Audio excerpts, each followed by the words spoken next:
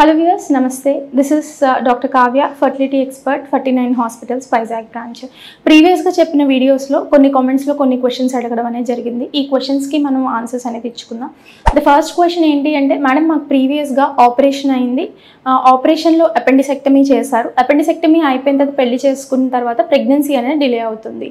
Operations చేయడం ద్వారా pregnancy అనేది డిలే అవుతుంది. ఇది సర్వసాధారణంగా అపెండిసైటిస్ అనేది చాలా మంది ఆడపిల్లలు చూస్తూ ఉంటామండి.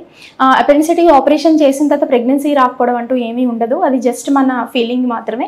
సో ప్రెగ్నెన్సీ మీరు 1 year తర్వాత కన్సీవ్ అవ్వడం లేదు, ఆపరేషన్ అనేది మనకి ప్రీవియస్గా అయింది అంటే ఫస్ట్ మనం చూపించుకోవాల్సింది ఏంటి అంటే 2 ట్యూబ్స్ బాగున్నాయా లేదా చూపించుకోవాలన్నమాట. ఎందుకంటే ఆపరేషన్ అయిన పరిస్థితి ఏంటో ప్రీవియస్గా అంటే 24 గంటలు కడుపులో నొప్పి ఇమీడియట్గా ట్రీట్ చేయడం వేరు, లేదు అంటే చాలా రోజుల తర్వాత వాళ్ళు నొప్పి అని వెళ్ళి ఎమర్జెన్సీగా ట్రీట్ చేయడం అనేది వేరు.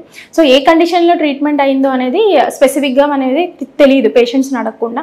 సో ఫస్ట్ ప్రెగ్నెన్సీ రావడం లేదు, ప్రీవియస్గా సర్జికల్ హిస్టరీ ఏమన్నా ఉంది, అపెండిసైటిస్ కానీ లేదు వేరేది ఏమైనా సిస్ట్ తీయడం కానీ అట్లాంటిది ఏదన్నా ఉంది అంటే మాత్రం 2 పక్కల అండాశయాల పక్కన ఉన్న ట్యూబ్స్ నార్మల్గా వర్క్ చేస్తున్నాయి లేదా చూపించుకోవాలి. దీనికి హెచ్ఎస్జీ టెస్ట్ కానీ లేకపోతే అల్ట్రాసౌండ్ ద్వారా హైడ్రోసాల్ఫింగ్స్ అట్లాంటివి ఏమైనా డిటెక్ట్ చేసే టెస్ట్ కానీ ఉంటుంది. అది చేయించుకుని అవి నార్మల్గా ఉంటే మాత్రం ఆపరేషన్స్ అనేవి ఎఫెక్ట్ చేయవండి. ఏ ఆపరేషన్స్ మనకు ప్రెగ్నెన్సీ అనేది ఎఫెక్ట్ చేస్తాయి? ఫస్ట్ ఆపరేషన్ వాళ్ళకి ఆల్రెడీ ప్రెగ్నెన్సీ వచ్చి ఉంటుంది కానీ ట్యూబుల్లో వచ్చి ఉంటుంది, దాని మూలంగా ట్యూబ్ని తీసేయడం అనేది జరుగుతుంది. సో అట్లాంటి పరిస్థితుల్లో ఏంటి అంటే పక్క ట్యూబ్ కూడా డ్యామేజ్ ఉందా లేదా మనం చెక్ చేసుకోవాలి. అది కూడా డ్యామేజ్ ఉంటే మాత్రం డిలేడ్ ప్రెగ్నెన్సీ అనేది ఖచ్చితంగా మనం వీళ్ళలో చూస్తాము. అదే కాకుండా ఈ పక్క ట్యూబ్లో కూడా ఎక్టోపిక్ ప్రెగ్నెన్సీ వచ్చే అవకాశం అనేది ఉంటుందన్నమాట. సో ఈ పర్టికులర్ పేషెంట్స్ని మనం చాలా జాగ్రత్తగా ఫాలో అప్ చేసుకోవాల్సి ఉంటుంది. ప్రెగ్నెన్సీ రాకపోతే మాత్రం ఇన్వెస్టిగేట్ చేయాల్సి ఉంటుంది. సెకండ్ కేటగిరీ, చిన్న వయసులో చాలా మందికి అండాశయాల్లో సిస్ట్ ఉండడం మూలంగా అండాశయంలో సిస్ట్ తిరిగిపోతుంది, దాన్ని ఓవేరియన్ టార్షన్ అంటారు. ఆ టార్షన్ అయినప్పుడు కొంతమందికి ఓవరీ అండాశయాన్ని తీసేయాల్సి వస్తుంది, లేదు అంటే కొంతమందికి నార్మల్గా దాన్ని పొజిషన్ చేసి అక్కడే కుట్టడం అనేది జరుగుతుంది అనమాట. తీసేస్తే మాత్రం ఒకటే ఓవరీ ఉంటుంది కాబట్టి ప్రెగ్నెన్సీ ఎంత తొందరగా వీలైతే అంత తొందరగా ప్లాన్ చేయడం అనేది మంచిది. లేదు డీటార్షన్ అంటే తిరిగి నార్మల్ పొజిషన్లో పెట్టిన వాళ్ళకి లేట్గా ప్రెగ్నెన్సీ వస్తుంది అయినా మాకు రావడం లేదు అంటే మాత్రం పొజిషన్ ఆఫ్ ద ఓవరీస్ని చెక్ చేసుకోవాలండి. కొంతమందికి ఏంటంటే ఓవరీస్ పైకి లాగేసి ఉంటుందన్నమాట, అంటే యుట్రస్ ఒక ప్లేస్లో ఉంటే ఓవరీ అనేది వేరే ప్లేస్లో ఉండడం మూలంగా ఇది కరెక్ట్గా ప్రొసీజర్ అనేది కాకపోవడం మూలంగా ప్రెగ్నెన్సీస్ అనేవి డిలే అవుతాయి అన్నమాట. సో మెయిన్లీ ఈ పర్టికులర్ కండిషన్స్ ఆడవాళ్ళల్లో అయితే ప్రెగ్నెన్సీ డిలే అనేది జరిగే అవకాశం అనేది ఉంటుంది. అసలు మగవాళ్ళల్లో కూడా ఆపరేషన్స్ ఉంటాయండి, వాటి వల్ల కూడా ప్రెగ్నెన్సీ డిలే అయ్యే అవకాశం ఉంటుంది. సో మీరు అడిగిన క్వశ్చన్కి నేను మేల్స్ గురించి కూడా మాట్లాడుతున్నాను. హెర్నియా ఆపరేషన్స్ కానీ లేదు అంటే టెస్టిక్యులర్ సర్జరీస్ అంటే చిన్న వయసులోనే కొంతమంది మగవాళ్ళకి టెస్టిస్ అనేది అప్పర్ పొజిషన్లో అనేది ఉంటుంది, దాన్ని ఆర్కిడోపెక్సీ అనే ప్రొసీజర్ ద్వారా దాన్ని మనం నార్మల్ పొజిషన్కి లాగి అక్కడ వాటిని టెస్టిస్ని నార్మల్ పొజిషన్లో పెట్టడం అనేది జరుగుతుంది అనమాట. ఈ పర్టికులర్ పేషెంట్స్కి పెళ్ళైన తర్వాత ప్రెగ్నెన్సీ రావడం లేదు అంటే మాత్రం సెమెన్ అనాలిసిస్ చేసి వాళ్ళ టెస్టిస్ అనేది ఎలా పనిచేస్తుందో చూసుకోవడం అనేది వెరీ వెరీ ఇంపార్టెంట్.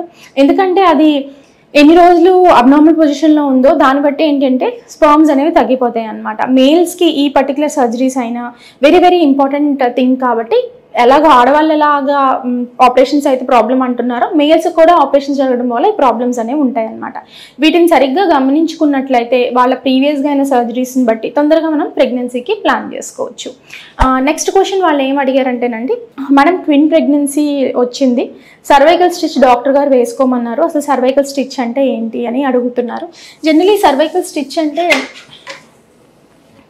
ఈ యుట్రస్ ఇలా ఉంటుందండి, ఇది వచ్చేసి సర్విక్స్ అంటారు. ఈ సర్విక్స్ ఏదైతే ఉందో దాన్ని యుట్రస్కి మౌత్గా కన్స్ట్రక్ట్ చేయడం అనేది జరుగుతుంది. డెలివరీ అయినప్పుడు బేబీ ఏదైతే ఉంటుందో అది డైరెక్ట్లీ నార్మల్ డెలివరీ అయినప్పుడు ఈ మౌత్ ఓపెన్ చేసుకుని బేబీ అనేది బయటకు వచ్చేస్తుంది. కొంతమందికి ఏంటంటే యుట్రస్ వీక్గా ఉంటుంది, అంటే ఈ సర్వికల్ లెంత్ అనేది స్లోగా బేబీ వెయిట్స్ని మోయలేక సైజ్ తగ్గుతుంది అనమాట. సో వాళ్ళకి ఏంటి అంటే మనం ఈ మౌత్ దగ్గర స్టిచ్ వేయడం అనేది జరుగుతుంది అనమాట. ఈ స్టిచ్ వేయడం ద్వారా ఏంటి అంటే వీక్గా ఉన్న యుట్రస్కి మనం కొంచెం సపోర్ట్ ఇచ్చినట్టు ఉంటుంది. సో దీన్ని సర్వైకల్ స్టిచ్ అనేది అంటారు.